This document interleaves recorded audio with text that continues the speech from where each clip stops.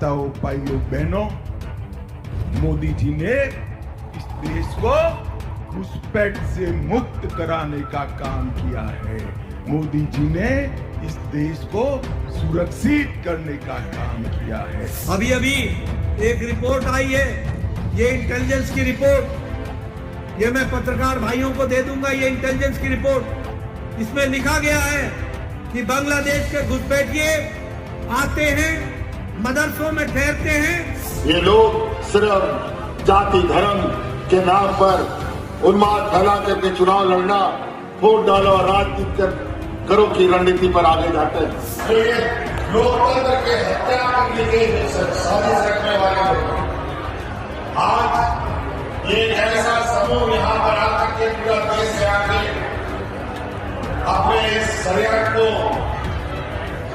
पूरे राज्य में बिछाने का प्रयास कर रहा है।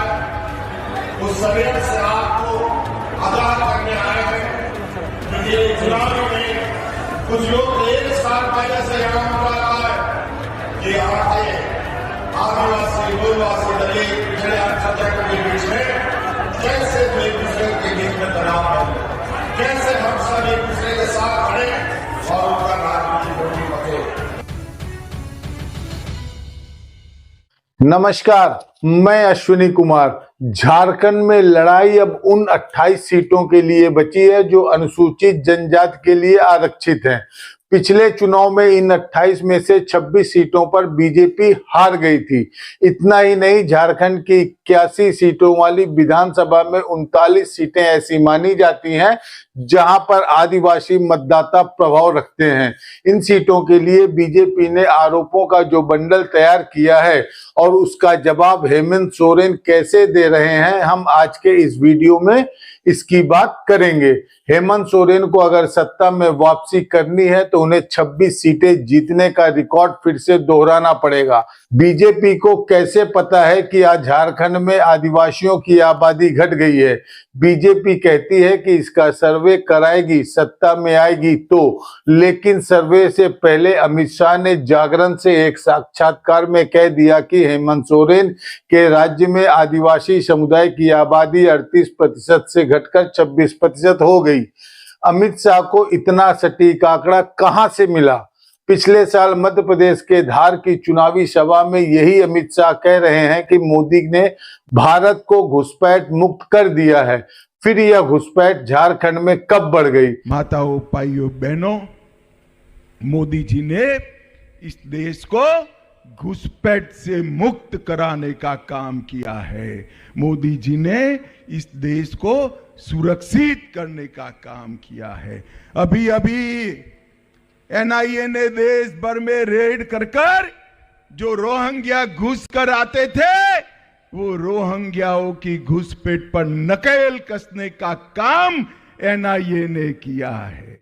नवंबर 2023 में मध्य प्रदेश में मोदी जी ने देश को घुसपैठ मुक्त करा दिया और नवंबर 2024 में झारखंड के चुनाव में वही अमित शाह कह रहे हैं घुसपैठ बढ़ गई है। क्या गोदी मीडिया ने कभी इस तरह से फैक्ट चेक नहीं किया? अमित शाह अब कैसे कह रहे हैं कि झारखंड में घुसपैठ बढ़ गई है? तब उन्होंने क्यों कहा था कि मोदी जी ने भारत को घुसपैठ मुक्त करा दिया है? घुसपैठ ये जो आते हैं हमारे झारखंड के युवाओं की रोजगारी छीन लेते, झारखंड के आदिवासियों की बेटियों को दूसरी, तीसरी, चौथे नंबर की पत्नी बनाते हैं, उनकी जमीन हड़प लेते हैं और इसके साथ साथ उनके साथ अन्याय भी करते हैं। रोटी, बेटी और माटी की रक्षा इस हेमंत सोरेन नहीं कर सकते। उनको ये घुसपैठियों में अपना वोट बैंक दिखाई पड़ता है। मगर भाइयों बहनों, मैं वादा कर कर जाता हूं, आप एक बार भाजपा की सरकार बना दो, एक एक घुसपैठिए को चुन चुन कर झारखंड के बाहर निकालने का काम भारतीय जनता पार्टी करेगी। 2014 से लेकर 2019 तक झारखंड में बीजेपी की ही सरकार थी। बीजेपी ने कितने बांग्लादेशी घुसपैठियों को चुन चुनकर बाहर भेजा, इसी की गिनती बता दें। देश के गृह मंत्री के बयान का यह हाल है। आबादी, घुसपैठ, धर्मांतरण, इन बातों को लेकर बीजेपी ने आरोपों का एक बंडल तैयार किया है। एक तरफ कहा जाता है आबादी घट गई, दूसरी तरफ कहा जाता है धर्मांतरण हुआ, यानी दूसरी तरफ दूसरे धर्म की आबादी बढ़ गई, और फिर कहा जाता है कि घुसपैठ हुई बांग्लादेश से झारखंड में, उससे आबादी बढ़ती चली जा रही। तो इस चक्र को आप समझिए, बांग्लादेश झारखंड की सीमा से 800 किलोमीटर दूर है, फिर भी झारखंड में घुसपैठ हो रही है। किसे नहीं पता कि इस देश में आदिवासी की जमीन और उनके जंगल उद्योगपति को देने के लिए क्या क्या किया गया है। बीजेपी इसका मुद्दा नहीं बनाती है या नहीं दावे के साथ कह रहे कि उनकी जमीन और जंगलों को किसी उद्योगपतियों के हवाले नहीं किया जाएगा। उद्योगपति की जगह कभी नाम लेकर कभी बिना नाम लिए मुसलमानों को फिट कर देती है, ताकि आपको दिखे ही ना कि आदिवासियों की जमीन पर किसने कब्जा किया और किस आदिवासी की जमीन औने पौने दाम पर तरह तरह के नियमों को बनाकर सौंप दिया जा रहा है। इतने दशकों से आदिवासियों की जमीन खदाने और जंगल विकास के नाम पर किसे सौंपा गया। अब सवाल है कि हेमंत सोरेन इस एजेंडा, प्रोपोगंडा या मुद्दा जो भी है उसका काउंटर कैसे कर रहे हैं। बड़ा ही अजीबोगरीब बात ये लोग बोलते हैं। अब हिंदू मुस्लिम बांग्लादेशी घुसपैठी की बात करते हैं। मैं ये जानना चाहता हूं कि बांग्लादेश के साथ अंदर कोई आप लोग का कोई समझौता है क्या? और आज बांग्लादेश के पूर्व प्रधानमंत्री को आपने यहाँ हेलीकॉप्टर उतारने कैसे दिया और किस आधार पर यहाँ पर आपने उसको शरण दे रखा है, हमको ये बता दीजिए। और बांग्लादेश को, झारखंड में आप लोग बिजली पैदा करते हैं और बांग्लादेश को सप्लाई करते हैं। और बांग्लादेशी की बात करते हैं। बांग्लादेशी सीमा का सुरक्षा का जिम्मा किसके हाथ में? भारत सरकार के हाथ में, गृह मंत्रालय के हाथ में। राज्य सरकार का कोई बॉर्डर बांग्लादेश से नहीं सकता। और बांग्लादेशी का घुसपैठ करते हैं। और बांग्लादेश से घुसपैठ करने वाला भारतीय जनता पार्टी शासित राज्यों से घुस के आता है। खुद बोलते हैं और योजनाबद्ध तरीके से पता नहीं क्या क्या षड्यंत्र रचता है। ये देश के लोकतंत्र को तोड़ना चाहते हैं, संविधान खत्म करना चाहते हैं। बांग्लादेश से घुसपैठियों की बात बोलते हैं ये लोग। पूछिए इन्हीं के मुख्यमंत्री आसाम के जो साल भर से यहाँ मंडरा रहा है, अपना राज्य तो बाढ़ से डूब के बर्बाद हो रहा है। झारखंड की आबादी कितनी है, कितने लोग झारखंड से पलायन कर गए, इसकी सटीक संख्या, लेटेस्ट संख्या किसी के पास नहीं। और इसके लिए जिम्मेदार कौन है? मोदी सरकार। जो जनगणना 2021 में होनी चाहिए थी वह कब होगी, आज तक किसी को नहीं पता कि कब होगी। 5 साल से आबादी की गिनती नहीं हुई पूरे देश में, लेकिन आबादी के घट जाने का मुद्दा बीजेपी ही बना सकती है, क्योंकि गोदी मीडिया कभी यह सवाल करेगा ही नहीं। बिहार और झारखंड से माइग्रेशन होता है, पलायन होता है, दूसरों राज्यों से भी होता है। भारत में जिस भी राज्य से पलायन होता है वहां से कभी भी पलायन नहीं रुका है। शुरू में बीजेपी पलायन रोक देने का सपना दिखाती थी, मुद्दा बनाती थी, लेकिन अब वो सब नजर नहीं आता। क्या हम ठीक से जानते हैं कि धर्मांतरण और घुसपैठियों के कारण ही झारखंड में आबादी की संरचना बदल रही है या माइग्रेशन के कारण बदलती जा रही है? इंडियन एक्सप्रेस के अजिष्णु दास की यह रिपोर्ट जनगणना के ऐतिहासिक आंकड़ों का अध्ययन कर बताती है कि स्वतंत्र शोध और कई सरकारी आंकड़ों से पता चलता है कि आजादी के पहले से ही झारखंड में आबादी घटती रही।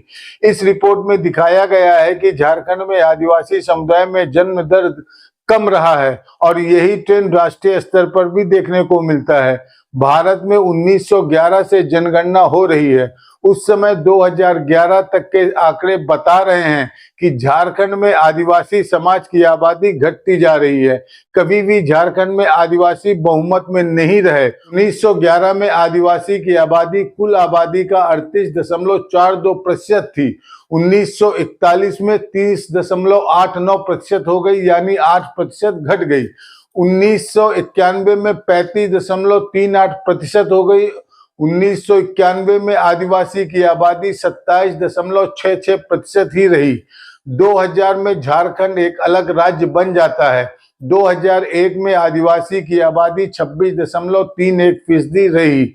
2011 में आदिवासी की आबादी 26.21% हो जाती है। एक बार फिर से इन तमाम आंकड़ों पर नजर डालिए तो दिख जाएगा कि झारखंड में आदिवासी की आबादी घटती ही रही, कभी भी आदिवासी वहां बहुमत में नहीं रहा।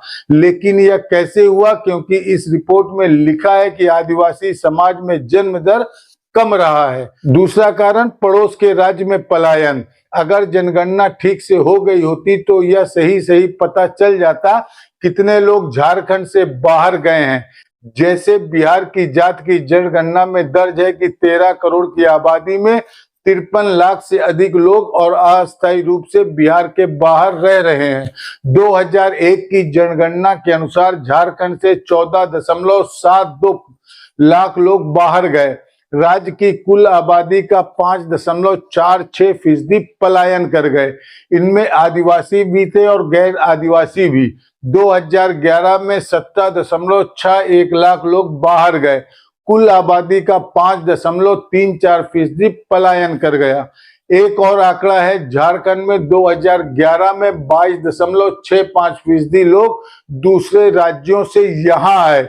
ये सभी मुस्लिम ही थे या ये सभी बांग्लादेशी थे? हेमंत सोरेन की सरकार के पहले 2014 से 2019 तक बीजेपी की सरकार थी। तब बीजेपी ने झारखंड में सर्वे क्यों नहीं कराए? तब क्या हमेशा घूम घूम कर ऐसी बातें कह रहे थे? तो उन्होंने क्या किया? क्या रिजल्ट निकला? क्या यह सब इसी 5 साल में हो गया? क्या इन सब अध्ययन और आंकड़ों से बीजेपी को कोई भी फर्क नहीं पड़ता है? जो हम बता रहे हैं, गोदी मीडिया कभी इन आंकड़ों को प्रमुखता से नहीं बताएगा, बार बार नहीं कहेगा। जो भी इन बातों को सुन रहा है वह कभी नहीं जान पाएगा कि दूसरा पहलू क्या है। अब देखिए, जेपी नड्डा बीजेपी के अस्थायी अध्यक्ष, केंद्रीय मंत्री हैं, सबसे लोकप्रिय नेता हैं। वे अपनी चुनावी सभा में खुफिया रिपोर्ट लहरा रहे हैं। कोई पूछने वाला नहीं कि केंद्रीय मंत्री क्या इस तरह से खुफिया रिपोर्ट पब्लिक में लहरा सकते हैं। उनके पास यह रिपोर्ट आई कहां से? इस इंटेलिजेंस की रिपोर्ट की क्या विश्वसनीयता है भी या नहीं? आज अगर कोई पत्रकार इनके दावों को चुनौती देने वाली रिपोर्ट लिख दे और उसमें किसी और इंटेलिजेंस की रिपोर्ट का हवाला दे दे तो उसके खिलाफ मुकदमा हो जाएगा। लेकिन जेपी नड्डा आराम से खुफिया रिपोर्ट पब्लिक में लहरा रहे हैं। क्या इंटेलिजेंस की रिपोर्ट पब्लिक में की गई है? नड्डा जी बतौर मंत्री भी प्रचार कर रहे हैं या बीजेपी के कार्यकर्ता के रूप में? अगर कार्यकर्ता के रूप में प्रचार कर रहे हैं तो क्या वे इस तरह से इंटेलिजेंस की जानकारी को मंच से लहरा सकते हैं? क्या इस तरह का प्रचार विपक्ष को समान अवसर देता है? एक मंत्री यही शपथ लेता है कि वह अपने दफ्तर की गुप्तता, सीक्रेसी को सार्वजनिक नहीं करेगा, लेकिन यहाँ मंत्री जी इंटेलिजेंस रिपोर्ट दिखा रहे हैं, कह रहे हैं कि बांग्लादेश से घुसपैठ बढ़ी है। अभी एक रिपोर्ट आई है, ये इंटेलिजेंस की रिपोर्ट, ये मैं पत्रकार भाइयों को दे दूंगा। ये इंटेलिजेंस की रिपोर्ट, इसमें लिखा गया है कि बांग्लादेश के घुसपैठिए आते हैं, मदरसों में ठहरते हैं और मदरसों में ठहर करके उनके लिए आधार कार्ड बनता है, उनका वोटर आईडी बनता है, उनको गैस का कनेक्शन दिया जाता है, उनको राशन कार्ड बनता है और फिर उनको जमीन दिलाने का काम हेमंत सोरेन की सरकार करती है। इस देश में क्या चल रहा है? पहले पत्रकार इंटेलिजेंस की रिपोर्ट लेकर सूत्रों के हवाले से खबर लिखते थे और संदेह व्यक्त करते थे कि क्या ऐसा है, इस तरह की रिपोर्ट आई है। लेकिन यहाँ तो केंद्रीय मंत्री कह रहे हैं अभी अभी इंटेलिजेंस की रिपोर्ट आई है, जैसे ब्रेकिंग न्यूज चल रही है इंटेलिजेंस डिपार्टमेंट में, मोदी जी की खुफिया विभाग में। तो यह भी बता दीजिए कि अभी अभी और कौन सी इंटेलिजेंस की रिपोर्ट आई है, कौन से रिपोर्ट ब्रेक हुई है। इसी पर हंगामा मच जाना चाहिए, लेकिन भारत का मीडिया गुलाम हो चुका है, उसकी हलक सूख गई है, वह इन सवालों को नहीं उठा सकता। देश के केंद्रीय मंत्री इंटेलिजेंस की रिपोर्ट लेकर चुनावी सभा कर रहे हैं। उनके पास गरीबी, महंगाई, बेरोजगारी को लेकर भी कोई इंटेलिजेंस रिपोर्ट है? पूछ लेना चाहिए, वो भी अब चुनाव में रखा जाएगा। क्या इंटेलिजेंस की रिपोर्ट की क्या विश्वसनीयता होती है, हम सब जानते हैं। नड्डा साहब को बताना चाहिए कि इंटेलिजेंस की इस रिपोर्ट पर किस अफसर के दस्तखत हैं। झारखंड सरकार ने सुप्रीम कोर्ट में कहा है कि 6 जिलों के डीएम रिपोर्ट दाखिल कर चुके हैं। अवैध घुसपैठ के आरोप सरासर गलत हैं और एक जिले की 2 छोटी घटनाओं को छोड़ इसका कोई प्रमाण नहीं मिलता। जेपी नड्डा इंटेलिजेंस की जो रिपोर्ट चुनावी सभा में लहरा रहे हैं उसे सुप्रीम कोर्ट के सामने क्यों नहीं रखते, पब्लिक में क्यों लहरा रहे हैं। सितंबर महीने में झारखंड हाईकोर्ट ने आदेश दिया कि 3 सदस्यों की कमेटी जांच करे। सुप्रीम कोर्ट ने 3 दिसंबर तक के लिए कमेटी बनाने पर रोक लगा दी। झारखंड सरकार के वकील कपिल सिब्बल ने कहा है अवैध घुसपैठ का दावा बेबुनियाद है और समिति गठित करने के आदेश में 6 जिला अधिकारी की रिपोर्ट के मद्देनजर नहीं दिया, संज्ञान में नहीं लिया, जिसमें पाया गया कि घुसपैठ के दावे सरासर गलत हैं। जस्टिस सुधांशु धूली और जस्टिस एहसानुद्दीन अमानुल्लाह की बेंच ने केंद्र सरकार से झारखंड की याचिका पर जवाब भी मांगा।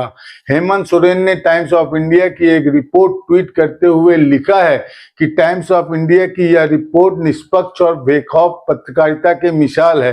भाजपा के हर बांग्लादेशी घुसपैठ के दावे की हवा निकाल रही है। यह रिपोर्ट गृह मंत्रालय के अधीन बीएसएफ के कमांडेंट कह रहे हैं कि घुसपैठ नहीं है, 90% बॉर्डर पर जाले हैं। काश और भी साथी इतनी मजबूती से लिखने वाले होते तो भाजपा अपनी नफरती एजेंडे को देश में नहीं धकेल पाती। टाइम्स ऑफ इंडिया की यह रिपोर्ट पढ़कर हंसी आ जाएगी। क्या देश की जनता को इस स्तर पर बेवकूफ बनाया जा सकता है? जनता को अपने आस पड़ोस में खुद से नहीं दिखता कि क्या हो रहा है और गृह मंत्री क्या बोल रहे हैं। टाइम्स ऑफ इंडिया के रिपोर्टर बीएसएफ की सोवापुर बॉर्डर आउटपोस्ट गए, जो बंगाल के मालदा जिले में पड़ता है। इस झारखंड के पाकुड़ जिले से बांग्लादेश का यह सबसे निकटतम स्थान है, लगभग 65 किलोमीटर की दूरी पर है।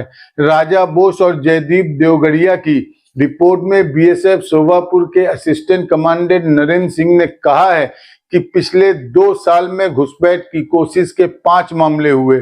आखिर मामला 9 महीना पहले हुआ था।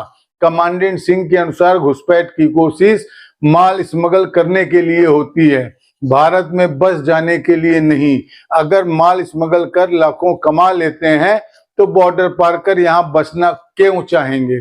यहाँ जेल में डाल दिए जाने का खतरा हर समय उन पर बना रहेगा। सोवापुर पोस्ट के अधीन 5.5 किलोमीटर लंबा बॉर्डर है, जिसे 28 कैमरों की मदद से 24 घंटे निगरानी में रखा जाता है। बीएसएफ के जवान 6-6 घंटे की 4 शिफ्ट में यहाँ ड्यूटी देते हैं। बॉर्डर के दोनों तरफ जो लोग रहते हैं उन्हें कभी कभार इधर से उधर जाना होता है। बीएसएफ उनके आई कार्ड चेक करती है, जमा कर लेती है, फिर आने जाने देती है। बकायदा उनके और उनके सामान की चेकिंग की जाती है।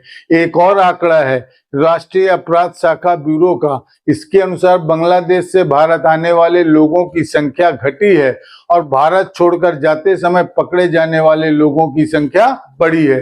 दिसंबर 2022 के द हिंदू में विजेता सिंह की यह रिपोर्ट है, केंद्र सरकार की ही रिपोर्ट मानी जाती है, एनसीआरबी की। इसमें बीएसएफ के हवाले से आंकड़े दिए गए कि बांग्लादेश से भारत की सीमा में घुसने वालों की संख्या घट गई है।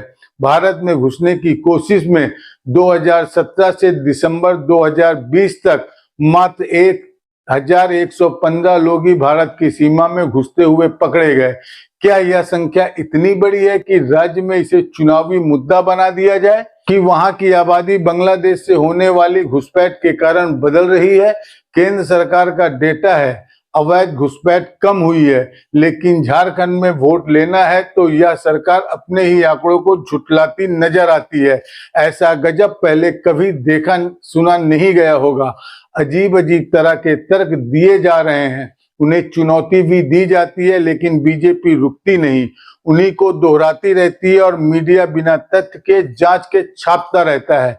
कितने टीवी चैनलों पर इंडियन एक्सप्रेस और टाइम्स ऑफ इंडिया की इस रिपोर्ट को लेकर डिबेट हो रही है कि गृह मंत्री गलत क्यों बोल रहे हैं। 1 साल पहले बोलते हैं मोदी ने देश को घुसपैठ मुक्त कर दिया, 1 साल बाद बोल रहे हैं झारखंड में बांग्लादेश से घुसपैठ बढ़ गई। झूठ बोलने की कितनी बड़ी मशीन लग गई है इस देश में। कि लोगों ने सच समझना बंद कर दिया। टाइम्स ऑफ इंडिया की रिपोर्ट में आजसू के ही उम्मीदवार ने बीजेपी के नैरेटिव को चैलेंज कर दिया। आजसू के पाकुड़ जिला के अध्यक्ष आलमगीर आलम ने टाइम्स ऑफ इंडिया से यहां तक कह दिया कि मुझे एक भी घुसपैठिया दिखा दो, मैं राजनीति छोड़ दूंगा। यही नहीं, आजसू पार्टी के मैनिफेस्टो तक में घुसपैठ का मुद्दा नहीं है। आजसू बीजेपी के साथ चुनाव लड़ रही है, एनडीए की पार्टनर है, उसके लिए घुसपैठ मुद्दा नहीं, बीजेपी के लिए क्यों है? पहले बीजेपी अपने गठबंधन में तय कर ले, घुसपैठ बढ़ी है या नहीं। 10 साल हो गए मोदी सरकार की, हर चुनाव में डर का भूत खड़ा करती है। भूत भी नया नहीं, बार बार नया कपड़ा पहनाकर उसी भूत को नचाया जा रहा है। इसमें झारखंड की जनता का क्या भला होने वाला है? झारखंड हाईकोर्ट ने हेमंत सोरेन को जमानत देते हुए जमीन घोटाले के मामले में क्या कहा, उसकी कोई परवाह नहीं। बीजेपी फिर से उन्हीं बातों को मुद्दा बनाने लगी है जो बातें कोर्ट में नहीं टिक पाए। हेमंत सोरेन खुद ये 236 करोड़ रुपए के जमीन घोटाले में खुद संलिप्त हैं और ये बेल पर हैं।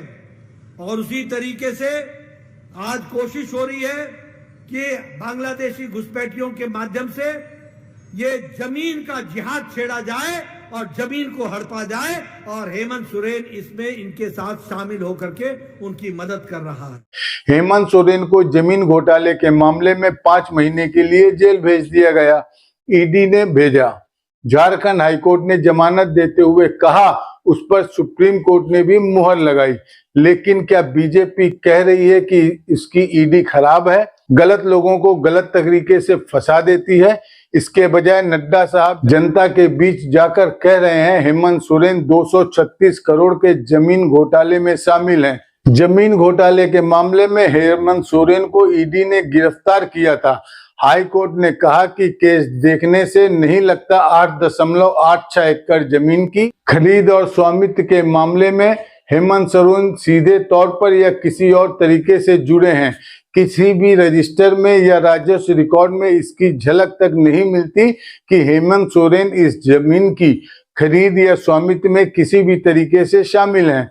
फैसले में लिखा था कि 2010 में कुछ लोगों ने आरोप लगाया था, उनके पास कोई ठोस आधार नहीं था, उसके आधार पर पीएमएलए का केस बना दिया गया। झारखंड हाईकोर्ट के जस्टिस रंगोन मुखोपाध्याय ने अपने फैसले में कहा, विश्वास करने का कोई कारण नहीं बनता कि हेमंत सोरेन इस मामले में मनी लॉन्ड्रिंग के आरोपी हैं।